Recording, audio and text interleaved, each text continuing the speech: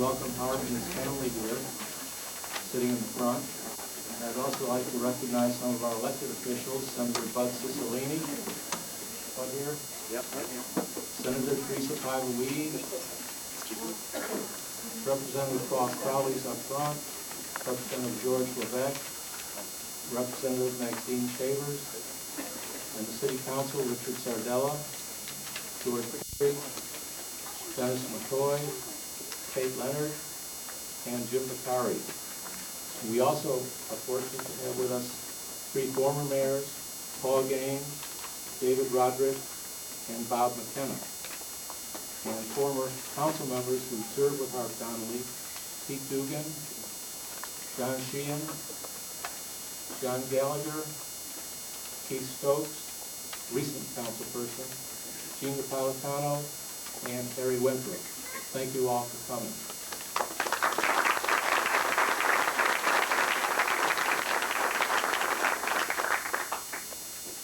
I don't think today could be a more apt day to dedicate something to Harp Donnelly, since this morning the city issued a proclamation for the 21st Irish Heritage Month. And certainly no one brought more distinction to the city from Ireland than Harp Donnelly. And this afternoon, all the people here are showing very special tribute to Harp. And without much ado, I'd like to announce our first speaker, the Honorable John Reed, our Senator.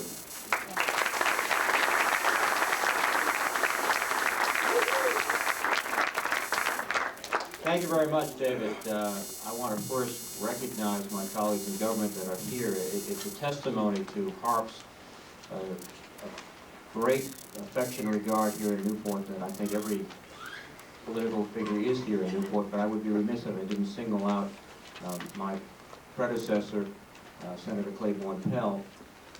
I've been with the Senator, I think, all weekend long at various events, and it's nice to know that he remains the most popular, admired politician in not only Rhode Island, but probably the country. So, Senator.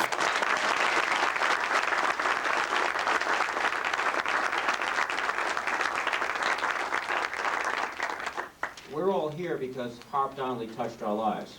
For some, it was decades of knowing this wonderful man. For others, it was just a moment where you met him.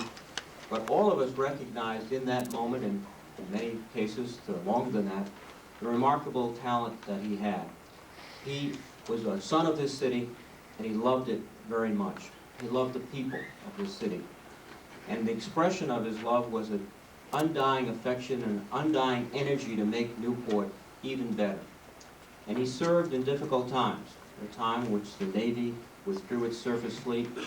For others who might have become disenchanted, despairing, that was not Harp. He was someone who believed so much in the people of this community that he knew with hard work this community, this city would emerge as it has. Now it is a wonderful community as it was, but strengthened by his efforts. And it's so fitting, as Dave Roderick will point out, that this center is going to be named after him because he was instrumental and visionary in laying out the plans for a center just like this, a gateway to welcome tourists to Newport. He, of course, exemplified a spirit that was not exclusive to the Irish, but is demonstrated by the best of Irish men and women. If he could do you a favor, he'd do you a favor. If he could help you, he'd help you, and he certainly would never try to hurt you. And that spirit is the spirit at the best of moments of this great community. And it lives on. I want to particularly recognize and say my best regards to the family that are here today. I was remarking before we got started that there are lots of famous people that couldn't get 2 or 3 people to come together 6 days after they passed from this earth. This is a great legacy and testament of Harp that we're all here today to tell a son of Newport who served so well. We thank him for his service. We treasure his memory, and this city will be a better place because of him for years and years to come. Thank you.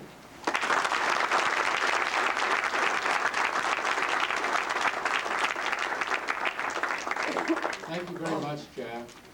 Next on our agenda is Senator Bud Cicilline. Bud and Senator Teresa Pavlidis. Would you like to both come up?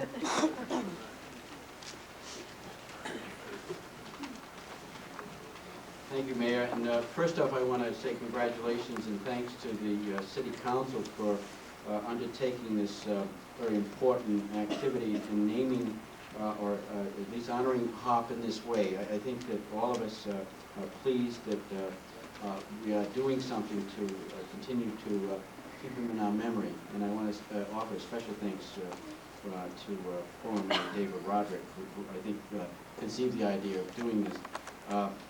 All of us here, have special stories and special memories of Harp. And I just want to mention that I had the good fortune of serving on the school committee while Harp was in the city council. And this was a person who was very receptive to helping children and reinforcing and strengthening our education system. So I always thought of him as a friend of education. Even after he was out of public office, and I'm sure this is no surprise to anyone, he was still helping people. He certainly distinguished himself with his service at the Maha Center. But he was calling me and trying to help people get a job or get an apartment or get into some kind of rehab program. That's the sort of guy that I think we all know him to have been, and that's the sort of person that we could all emulate. So I want to say it was a good fortune for me to have known and worked with him.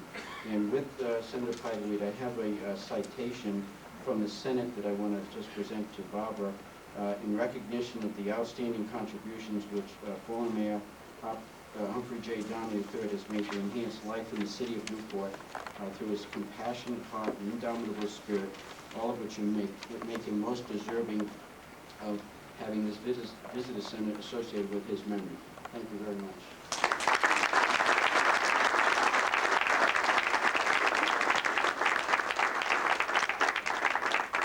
Well, I know the list is long. I just want to add that for me, the mayor was always Harp's dad.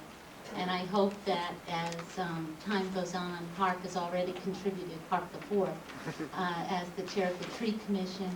I myself am a senator now, and I hope that the tribute we can give to the mayor, the real tribute, will be that we can prove ourselves half as valuable to our community as he was.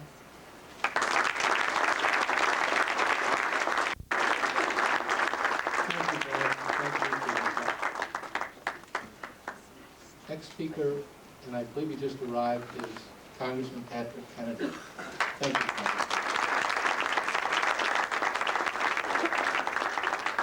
Thank you, Mayor, and my colleagues in government. This truly is a great tribute to Harp. Looking about the audience and seeing everybody that's intimately tied with Newport, from civic to religious to political leaders, it's a great testimony to Harp's legacy that so many people have come out today and jammed this visitor center to pay tribute to his memory, to pay tribute to his family. I understand, Barbara, that you're an aficionado of Irish history. Paul Crowley and I were just over in Kinsale, Ireland, to try to negotiate a sister city relationship with Newport. And I know Harp is smiling down on us, making sure that it all comes to fruition, because he was very proud of his Irish heritage and also very proud of Newport as well. And I think that there's nothing more fitting than to have this visitors center be dedicated to somebody who himself in his life was the embodiment of hospitality and good cheer and all the great things, as my colleague Senator Reid said, are often attributed to the Irish. When you think about this story of the Irish coming to America, it's really a story of the Irish also ascending into politics and political office. And I think that it's a proud history, and it's one that I know you as his family are very proud of. And I'd like to present you with a certificate of special congressional recognition from Washington on this day, and once again join my colleagues in saluting a great man who will always be remembered in this fine visitor center here in Newport.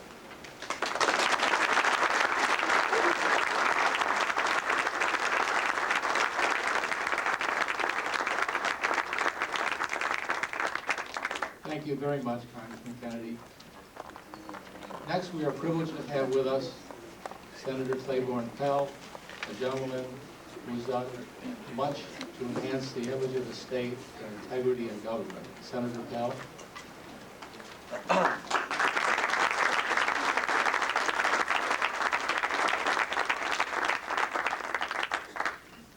As It's a great honor and privilege to be here, to honor a man that we respect all as we do. I know that Harp is, I think, the most hard-working individual I've ever met and known. And he achieved what he did, not only through his own intelligence and brilliance, which he was, but through tremendous hard work. You know, I valued his friendship. I'm wearing the pair of the people cufflinks he gave me once. And just maybe a long time before there's another Harp Donnelly, and I'm glad to share and pay my respects. Thank you.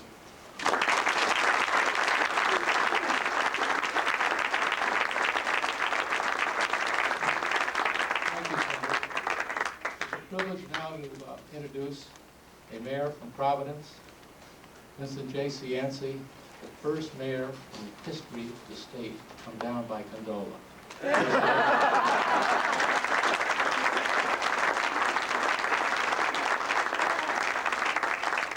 you very much, Mayor. It's a pleasure to be here. I drove all that way on a Sunday. I had kind of a clear schedule to come down and get introduced as Vincent J. Cianci. It's Vincent A.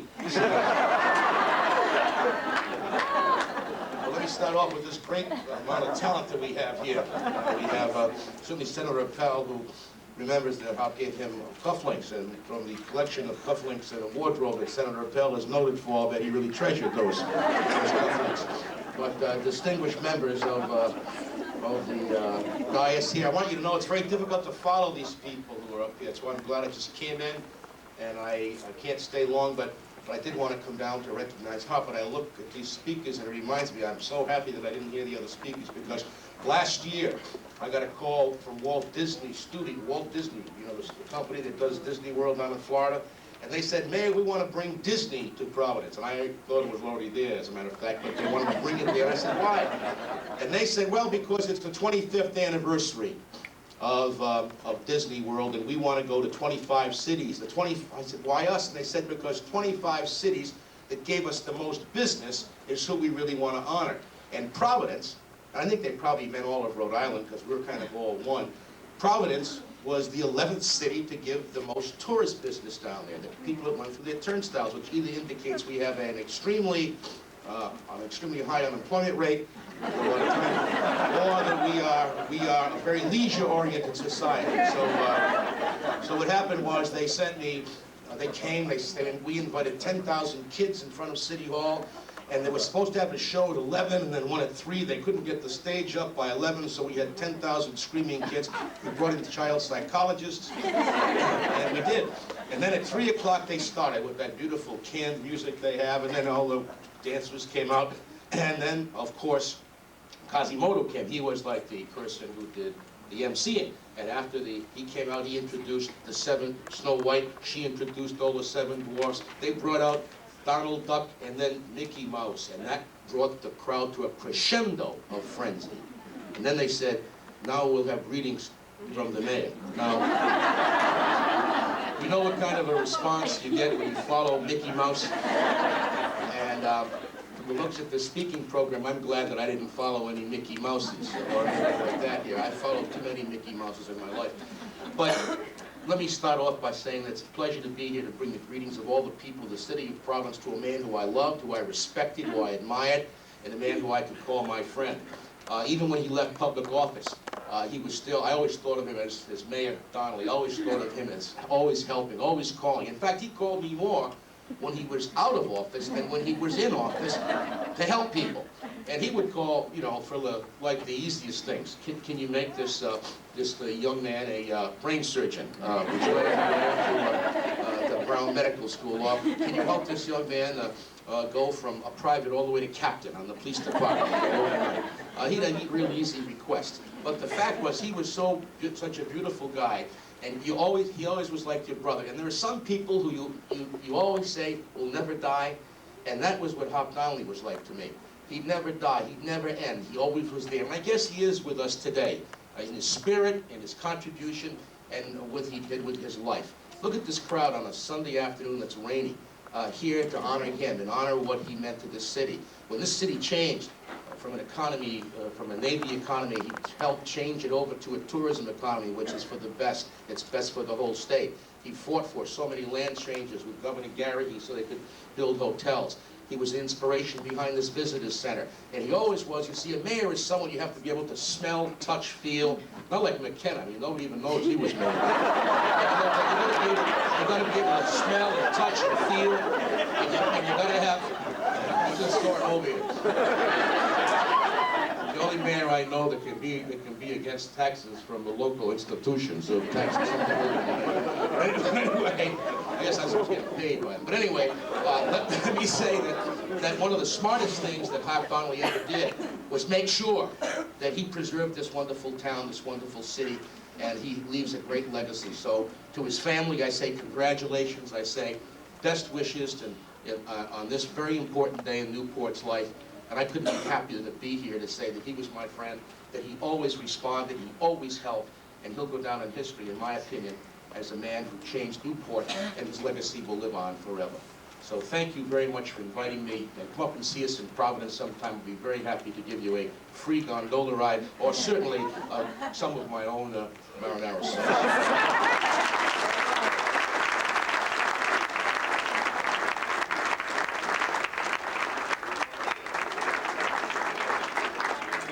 Thank you very much, buddy. I remember about 2 years ago, there was the mayor of Providence came down to talk at the International Yacht Restoration School on what he was doing in Providence. And I was very surprised to see Harp Donnelly and Bob McKenna sitting next to each other taking notes at the time, so they do listen to me. I was taking notes too, by the way. We are fortunate now to have someone known to everybody, certainly in the hospitality business, Honorable Paul Crowley, who's known Harp for a long time.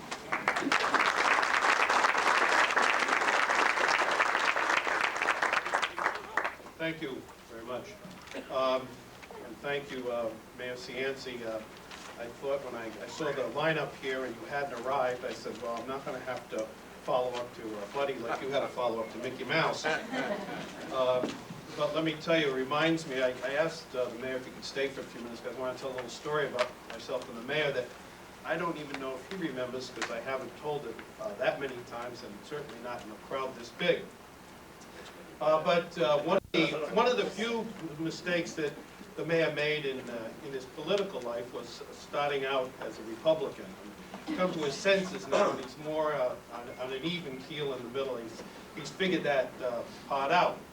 But a number of years ago, when he was the Republican mayor of Providence, he used to come to Newport quite frequently when some of the Republicans up on Bellevue Avenue used to have these very large fundraising parties, and they bring in a national politician, and the mayor of Providence would be invited down along with, you know, the one or two other elected Republicans from the state to attend to these functions. So the mayor came down, and there was a huge crowd in this house down on Bellevue Avenue, and it was really jammed. And the buffet lines were absolutely packed, and people trying to get to the food.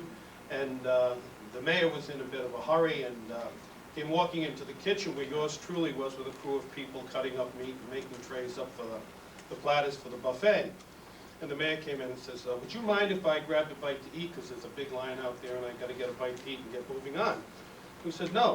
So the mayor grabbed a plate, we made him a little plate, he went off to the side of the kitchen and was eating the dinner, and was, boy, you know, said very nice of him. So he came up and he goes, geez, that was a terrific food, that was a wonderful meal. And I said, well, thank you, Mayor. You can pretty much rest assured that any time the Republicans have a really good dinner, the kitchen will be full of Democrats cooking. That's right. That's a true story. I'll tell you later which house it was. In this case, well, I don't need smoke. Former opponent. But that story is very much, I just want to, dedicating this building to Harp has two very sound and sensible reasons. First of all, before there was a gateway center, before there was a convention and visitors authority, before there was a hotel tax, Newport had a very loose-knit system of promoting tourism. It really hadn't come together the way it is today. And there was a Chamber of Commerce that did some promotion, and there were other efforts that were basically private business people, and many of them very small business people that took their own funds and went out and tried to promote the city.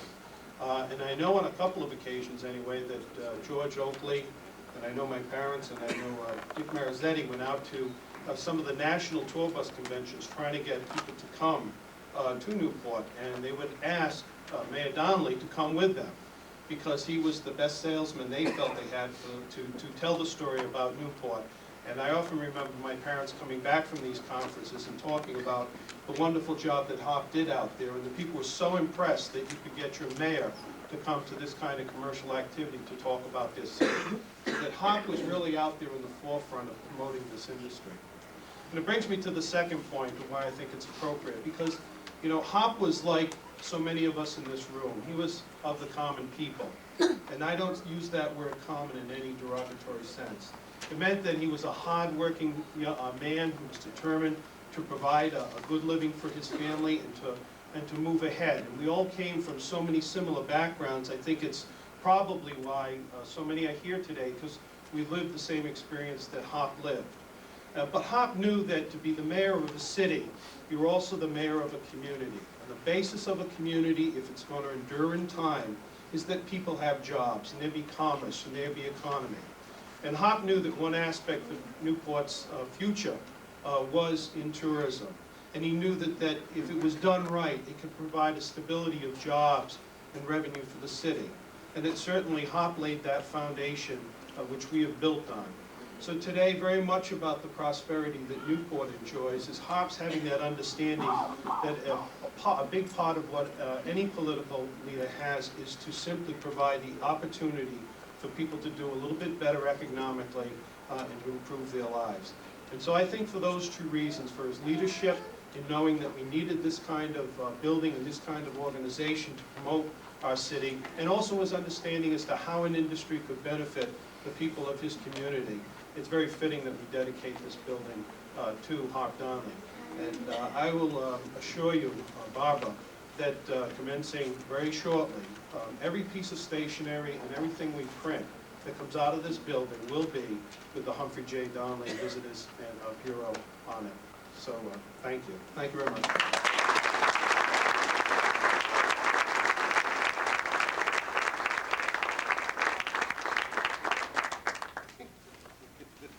Thank you for those warm remarks, Paul, and if anything, Harp was a decent, caring person, and that's why so many people are here today. We are now fortunate to have with us former Mayor Robert McKenna, who would like to say a few words.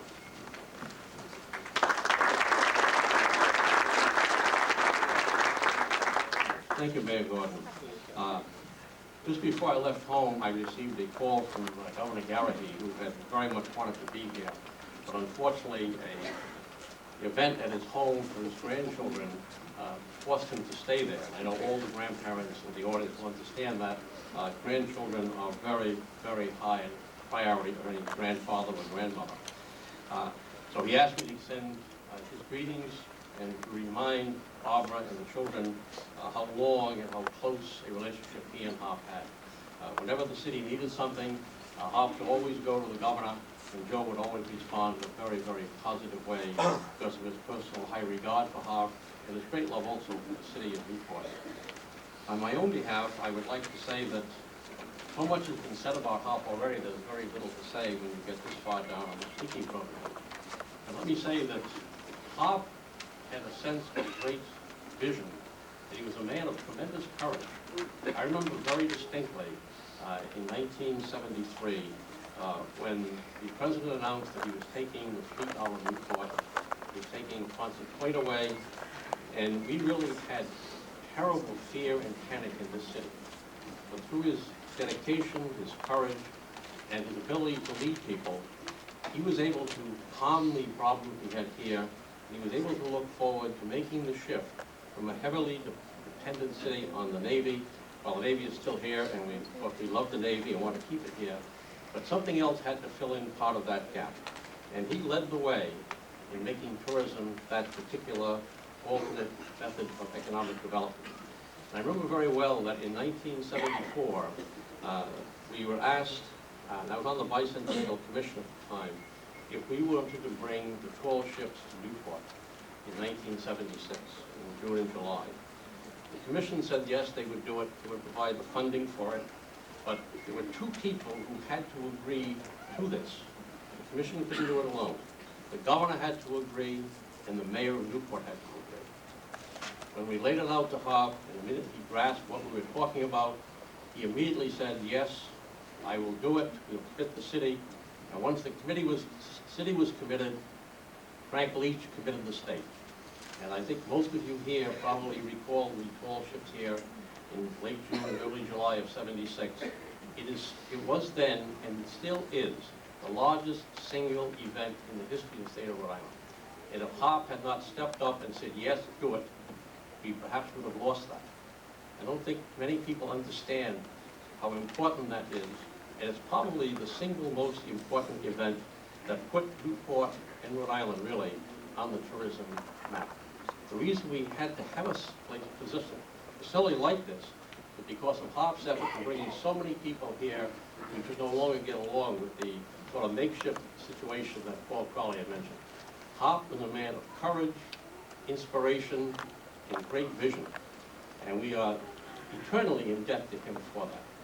And I would just like to say, as someone who has been involved in some of these similar things, that while Harp led the way, he was up front. You don't do it alone. You do it because your wife lets you do it and supports you in doing it, and because your children support you. So today, Harp unfortunately is not here to hear these words. But everything he did, he didn't do it alone. It was the Donnelly family, it was his parents, his siblings, and especially his wife and children, whom we today should be saying thank you, because Harp, he got most of the accolades as a public official does, but it's not done alone. The family is equally deserving of praise for what has happened in this city, and certainly no one deserves more to be recognized here today and for the years ahead than Harp Donnelly. Thank you very much.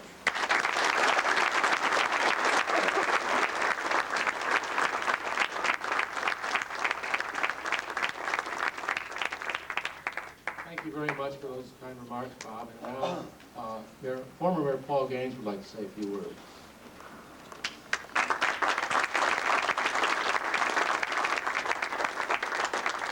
Thank you very much, Mayor Gordon. I wasn't on the agenda to speak today, as you see, but seeing that Governor Gary was not here, I might as well fill in and throw a few things in myself. It's interesting, I sat and I listened, and of course we all knew Harp, and like Bob McKenna said, we all knew Harp in various ways. We all have our own private ways and our public ways about him. But I was sitting here thinking, and there were three things that ran through my mind that I'm very proud of. One, of course, is that I was the first black mayor in the state of Rhode Island, the first one in Newport. Second, I was the mayor that lost the America's Cup. Third, I was the man that succeeded Harp Donnelly. I was the one who came after Harp.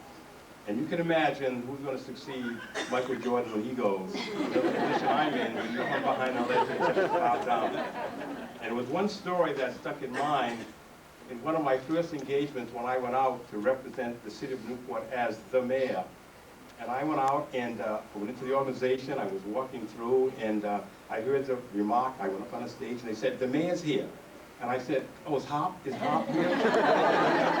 Not realizing that that's the title that goes with it. But Harp will always be known as you know, the mayor. Of course, Mayor Roderick, Mayor McKenna, and myself. But when people say the mayor's here, then it always sounds as if it's Harp Donnelly. And you know what's interesting, too, that as we go from Black History Month into Irish Heritage Month, Harp transcended race, he transcended ethnicity. Harp was who he was. He would be seen just as often at the Martin Luther King Center, at the Community Baptist Church, or whatever places, whatever race of people were there. And Harp transcended that.